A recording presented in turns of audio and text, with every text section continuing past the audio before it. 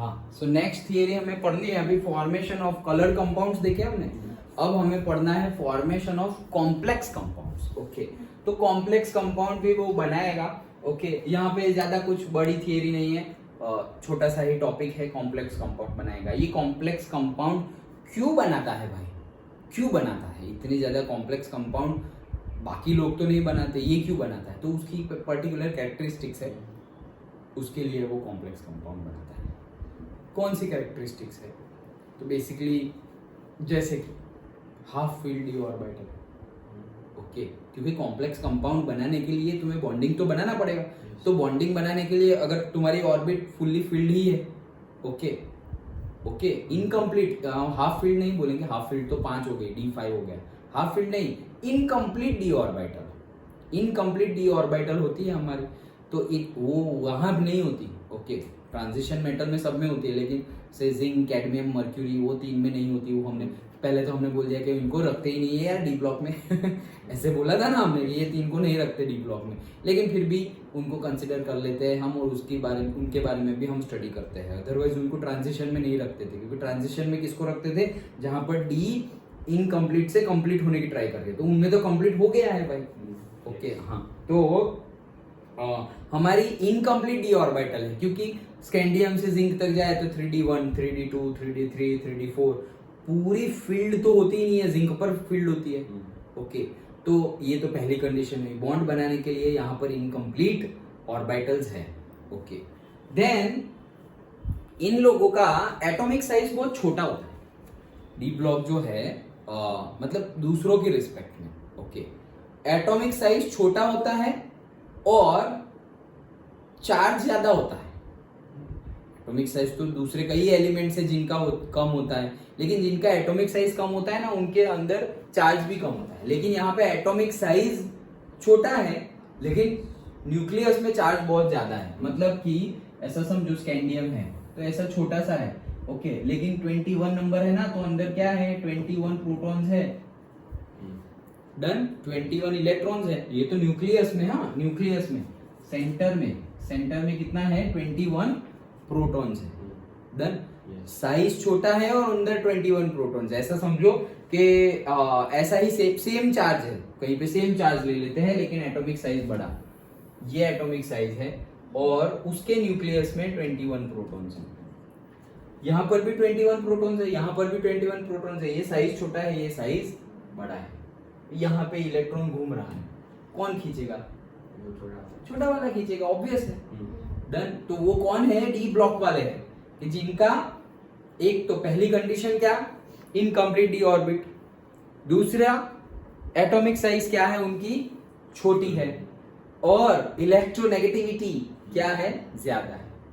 Done, because of this reasons they make the complex compounds, that's it. Okay, चलो। So complex compounds are those in which metal ions bind a number of anions or neutral molecules, giving complex species with the characteristics property। मतलब कि particularly cation anion इकट्ठा होंगे तभी compound बनेगा, लेकिन एक complex characteristics बनाते हैं वो। ओके, पर्टिकुलर स्पेशल कॉम्प्लेक्स मतलब एक स्पेशल कैरेक्टरिस्टिक्स बनाते हैं। ओके, a few examples, कई examples given है, देखो FeCN6-3, FeCN6-4, CuNH3 4+2, PtCl4-2। The chemistry of the complex compound is dealt with detailed in Unit 5। तो complex compound Unit 5 में ये ligand और ये d orbital का splitting and all सब कुछ आने ही वाला है। ओके, सो ये सब कुछ डिटेल्ड में हम बाद में पढ़ेंगे। ओके, हाँ, चलो। The transition metals from a large number of complex compounds, the transition metals form a large number। यही लोग large number of complex compound बनाते हैं, क्यों? अभी जो रीजन बताया उसके लिए। क्या? This is due to the comparatively smaller size of the metal ions। उनकी साइज कम छोटी है। Their higher ionic charges, उसमें जो पॉजिटिवली चार्ज है वो साइज छोटी और चार्ज ज्यादा। ओके, ऐसा केस है। And the availability of the d orbitals for the bond formation. तो 3 रीजन, बस यहां से एक ही क्वेश्चन बन सकता है कि भाई ये लोग कॉम्प्लेक्स, ये डी ब्लॉक में जो डी ब्लॉक के एलिमेंट्स है वो कॉम्प्लेक्स कंपाउंड क्यों बनाते हैं? ओके, क्यों बनाते हैं? 3 रीजंस। क्या? एक रीजन तो सबसे पहला रीजन ये नहीं था, सबसे पहला रीजन अलग था, एटॉमिक साइज। ओके, सबसे पहला रीजन क्या था? पहला रीजन था incomplete D orbital. Incomplete D orbital, atomic size उनकी क्या है? स्मॉल एटॉमिक साइज, ऐसे लिख देते हैं। And thirdly higher charge, okay, high charge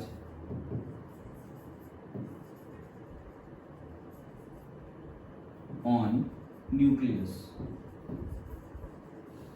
और एक चौथा लिखना हो तो लिख दो कि electron negativity.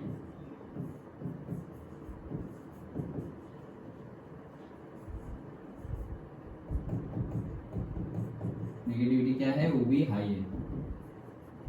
Because of this 4 reason, actually 3 बोल दोगे, ये 3 फर्स्ट सेकंड एंड लास्ट ले लो या फर्स्ट सेकंड एंड थर्ड ले लो। ओके, उनकी वजह से क्या हो रहा है? ये कॉम्प्लेक्स कंपाउंड बनाते हैं। दैट्स इट, इतना छोटा सा टॉपिक है। डन? ओके, ये पूछा तो नहीं गया जाता है जनरली, लेकिन 1-2 याद रख लो, Fe के ही 2 याद रख लो, चलेगा।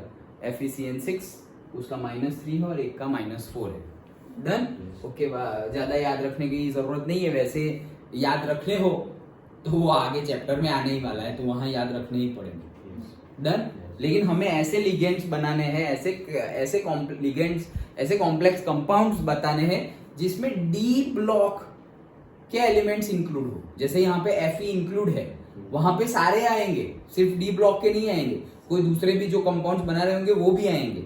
लेकिन हम यहाँ पे किसकी बात कर रहे हैं? डी ब्लॉक वाले जो कॉम्प्लेक्स कंपाउंड बना रहे हैं उनकी बात कर रहे हैं। अंडरस्टूड? छोटा सा टॉपिक था फॉर्मेशन ऑफ कॉम्प्लेक्स कंपाउंड। एक ही क्वेश्चन पूछा जाता है कि ये क्यों बनाते हैं भाई? तो because of this reason they are making the complex compound. Simple.